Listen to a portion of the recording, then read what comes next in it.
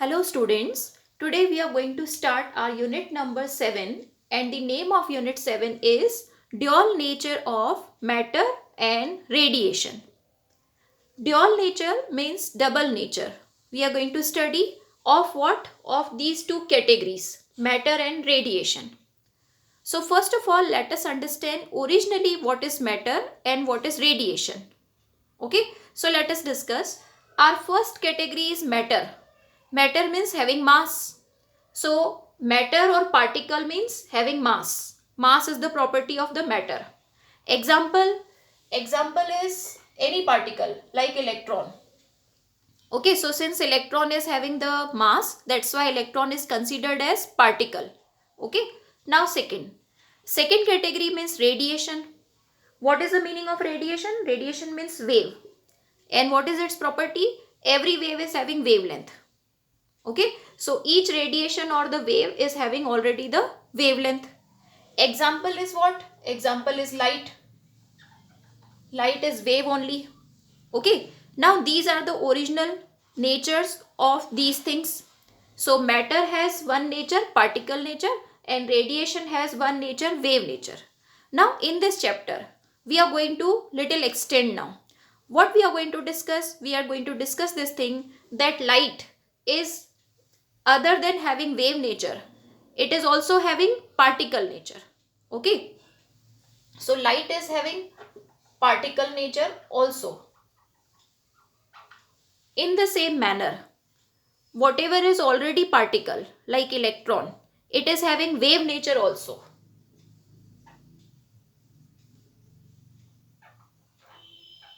So this way we are going to complete this chapter, in which we will discuss here particle nature of light and wave nature of electron or any particle. Okay, so let us start our first case. Our first case is particle nature of light. Okay, we are going to discuss the first chapter or first part of this unit by particle nature of light. Okay, so about light we have already discussed in unit number 6 in optics. So light behaves in some of the optical phenomena as wave, and in other optical phenomena it behaves as a particle. So what are that new phenomena in which it will behave like a particle? So that are photoelectric effect and Compton effect. So firstly let us write this introduction. So the optical phenomena like interference, diffraction, which we have already studied, in that phenomena light behaves as a wave. But there are some more phenomena which are discussed, researched, that are photoelectric effect, Compton effect, where the light behaves as a particle. So particle nature has also been observed in these effects. This photoelectric effect we are going to study in detail, and what are the proofs for the particle nature of the light there, that we are going to discuss here. So overall the light has dual nature. So this is the introduction. Now let us come to the detailing of this photoelectric effect in the next sheet. Note down. Okay, now let us discuss here the photoelectric effect. That means here we are discussing the light and its second nature. What is that second nature other than wave? That is particle nature. Okay, so photoelectric effect is that effect in which we are seeing the particle nature of the light. Okay, so let us understand it with the help of this diagram. Suppose we take any metal surface. Okay, metal, we can show the electronic configuration that here inside there the protons and neutrons are there in the positive charge nucleus, and outside there are electrons which are filling the orbitals according to the sequence. Okay, so electronic configuration has to be shown. Now what happens to the metal surface where availability of some free electrons are there?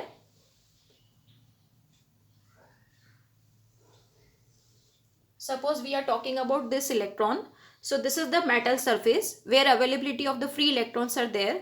What happens? By the name we can relate this effect. Photo means light. So as soon as light will fall on the metal surface, then electric that means electron will come out. This electron, it will gain that energy and it will come out. So the condition is that the light of sufficient energy should fall over the metal surface, then only the electron will come out. So this is the photoelectric effect. So photo means input, that means light is input, and electric means output. Output means electron is coming out. So the phenomena of ejection of electron from a metal surface when light of sufficient energy falls on it. So this is one very important condition, that light of sufficient energy should fall on it. Then only the electron will come out. So here one concept of work function starts. Work function. Okay, work function for any metal is that minimum energy which is required to eject one electron, to take the electron out of the metal surface. Okay, and these are discussed in the unit electron volt. These are the energies only, work function is energy only. So how much energy minimum is required to take one electron out of the metal surface, that is called work function. Energy required to kick or take one electron out of metal surface is called work function. Let us take some example. Suppose the work function needed to take this electron out is 2 electron volt. Work function is 2 electron volt. Now the light which is coming, its energy is given in terms of h nu. Okay, the energy incident, it is given in terms of h nu. So let us start taking some incident energies examples, and what will happen next? Will the electron come out or not? That we need to see. Suppose the incident energy or the light which is incident, that has the energy of 1 electron volt. Okay. Now minimum energy to take the electron out of the metal surface is 2 electron volt. So till the time the electron will not get 2 electron volt, it will not come out. So this light energy is insufficient. So if the incident light energy is less than work function, then electron will not come out.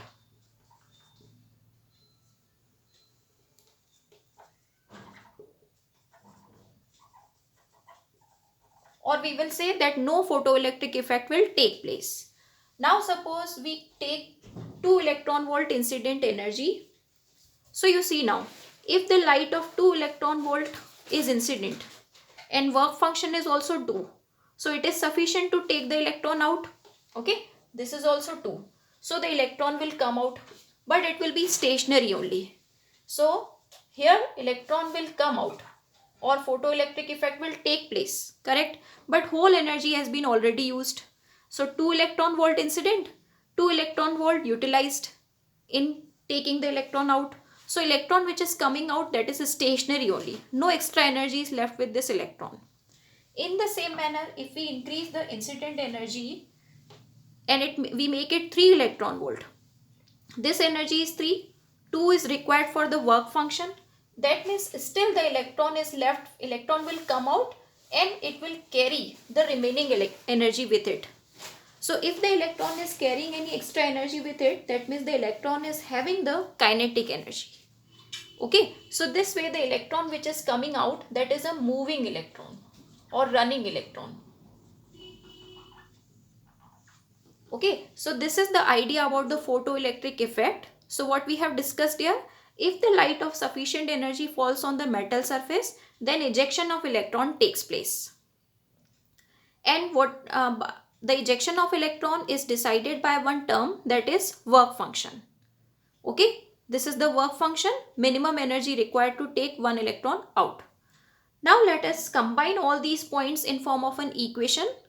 So one equation was framed to explain the photoelectric effect, that was Einstein's equation. So we will study that equation and then we will come to the actual experimental setup which was done by 2 scientists for photoelectric effect study. Okay, note down. Let us make now the Einstein's photoelectric equation. Okay, so as we have discussed the example, we will discuss here. Suppose the work function for that metal surface is 2 electron volt. Incident energy is 1 electron volt, then no photoelectric effect will take place. Okay, no photoelectric effect because incident energy is less. After that, if we make incident energy 2 electron volt, work function is 2 electron volt only, then photoelectric effect takes place.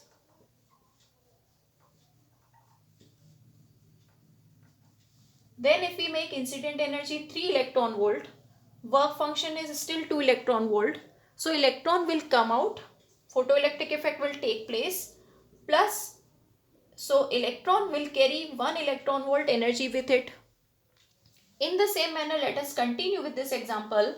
Suppose the incident energy is 4 electron volt. So 2 electron volt will be spent in taking the electron out, and electron will still carry 2 electron volt with it. So whatever energy the electron is carrying extra, that we are calling its kinetic energy. So overall, if we relate all these energies in a single equation, then you can see incident energy we call h nu. Okay, so h nu, whatever h nu is coming, incident is coming, that is utilized in two ways. One part of it is used in work function, and remaining part, whatever is remaining, that is carried by the electron in form of the kinetic energy. Okay, so h nu, nu means frequency of incident light. So h nu equal to W plus Ke is our Einstein equation. Now let us further we can simplify it, or we can make one more form of it, the work function. Okay, this work function, it is also equal to one formula h nu 0. Okay, so if I replace the work function by its formula h nu 0, where nu 0 term we call what? Threshold frequency. Threshold frequency. So like we have discussed, no, that the condition for the photoelectric effect is, photoelectric effect takes place if incident energy means h nu is greater than work function. And we know one more formula of work function now. Work function is h nu 0.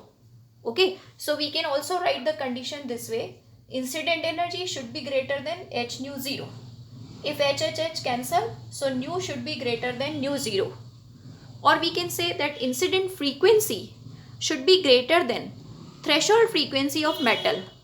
So threshold frequency of metal is the property of metal only. It will always be a constant for a metal. So incident frequency should be greater than threshold frequency of the metal. So in both ways you can write the condition of photoelectric effect. One form can be this way, that incident, here we are comparing only the energies, that incident energy h nu should be greater than work function of the metal. Or we can also give the condition in this form, that incident frequency should be greater than threshold frequency of the metal. Now the meaning is the same. You can write the condition in any format. So we were talking about the Einstein's photoelectric equation.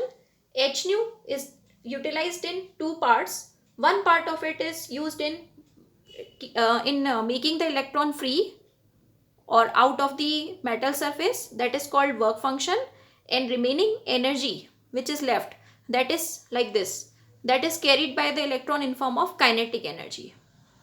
Okay, so W we can replace by h nu 0 formula, it is its formula, and kinetic energy formula we know half of mv square. So maximum kinetic energy carried by electron will come with what is left after spending the energy in work function. So like 4 electron volt was incident energy, 2 is already spent in making the electron free, that means work function. So what is the maximum energy carried by the electron? That is 2. So this is Ke max. So how it is? 4 is utilized in 2 plus 2. 4 is incident, 2 is spent in work function, 2 is spent in kinetic energy. If I make the incident energy 5, work function is always fixed. So if I make the incident energy 5, kinetic energy will increase. So this way the combinations are prepared.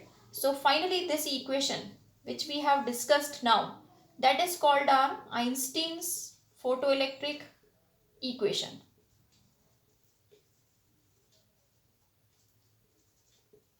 Okay. Down, let us come to the actual experimental setup effect. Okay, now let us discuss the Lenard and Hallwalk experiment for photoelectric effect. Okay, and this is also a question that this experiment is the experimental verification of photoelectric effect. So the photoelectric effect which we have discussed till now related to threshold frequency and all, that we are going to see, all that observations we are going to see here. Okay, so first of all, you can see that here it is a tube in which a path is provided for the incident light, and this is that metal surface which will be exposed to the light. From here the electrons will come out if the condition is matched. So what will happen? First of all, the incident light is allowed to fall on this metal surface. Now because if that condition is fulfilled, that the incident energy is of sufficient, incident light is of sufficient energy, then the electrons come out from here and they reach at this surface. And then to measure the kinetic energy of these electrons, all this setup is done where this variable supply will help us to know the kinetic energy of coming electrons. So what supply we are applying to measure that? We have connected a voltmeter in parallel, and what current will flow due to the flow of these electrons in the circuit, that is measured by this ammeter. So let us start one by one what all observations were done by Lenard. So observation number 1, here we are writing the observations, or you can say working also. Now our point number 1 is that when light of less frequency was allowed to fall on the metal surface, then none of the electron came out. It was verified by no current in the ammeter. Then gradually the frequency or energy of incident light was increased, and at one particular frequency the electron started coming out. That means the current started flowing in the ammeter or in the circuit. Observation gave an idea that there is the existence of one fixed frequency that we call threshold frequency of the metal surface. So threshold frequency is the property of this metal surface. So this incident light, its frequency should be greater than threshold, then only the current flows in the circuit. So yes, for the photoelectric effect, the threshold frequency plays an important role. Right, in short, the first observation, the photocurrent, that means current due to these photoelectrons, that started flowing after a particular frequency of incident radiation called threshold frequency. Okay, so incident radiation nu, the property of incident light is nu, and the property of this metal surface is nu zero. So this nu, when it crossed the nu zero value, we started increasing the frequency, and as soon as it crossed the nu zero, then the electrons started coming, then the current started flowing. So this is the first observation. This is about the frequency. Now let us write the second observation. Diagram will remain here. We are keep on changing the observations now. So second observation now. Till now we have discussed about the energy of the incident light. Energy means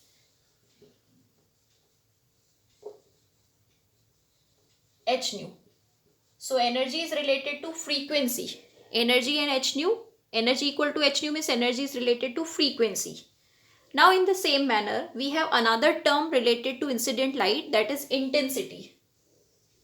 So first of all, let us discuss about intensity, then we will write the observation. So intensity of incident light, what is its meaning? If we increase the intensity, what does it mean? So intensity of incident light means intensity is number of photons falling per unit area per unit time. Okay, so number of photons, that means light is divided into smallest particles. So each light particle is called photon. So number of photons falling per unit area per unit time is called intensity. So what if we increase the intensity? What will happen here? What effect we will see? So each photon can eject one electron if it is of sufficient energy. So condition in the observation 1 is still valid. So if sufficient energy photons are falling, so what will happen if we increase the intensity? So very simple. If we increase the intensity, so if more intensity is allowed to fall, that means more photons are allowed to fall. That means more photoelectrons will come out, and more electrons means more current. So here you will see that intensity will play a role in increasing the current. Okay, so this we have written here. More intensity means more incident photons. More photons means more photoelectrons ejected if that condition of energy is valid. And more photoelectrons means more photocurrent is flowing. So this way photocurrents increase is decided by the intensity. So let us write the conclusion. Current is proportional to intensity. How you can remember this point? No, I'll give you the simpler idea. Current is also denoted by I, and intensity also, suppose we call it I only. So this way you can remember current depends upon intensity proportionally. Okay, let us move to third observation. Now third observation is about the stopping potential. Here one new term is defined, stopping potential. Let us understand its meaning. Stopping potential. You can notice one thing in the diagram, that electrons are negatively charged and this cathode is also connected to negative voltage, negative polarity. Then why these electrons are coming towards the cathode? So the answer is because the electrons are having the kinetic energy, so they have to run, and in running they are reaching the cathode in spite of being both negative. So that means the measure of the kinetic energy, that means what kinetic energy the electrons are carrying when they are coming out of the metal surface. If we want to measure that kinetic energy, this potential will help us. So how it will help us? We need to increase this voltage gradually, and we'll see the observation. So let us just understand. Suppose the kinetic energy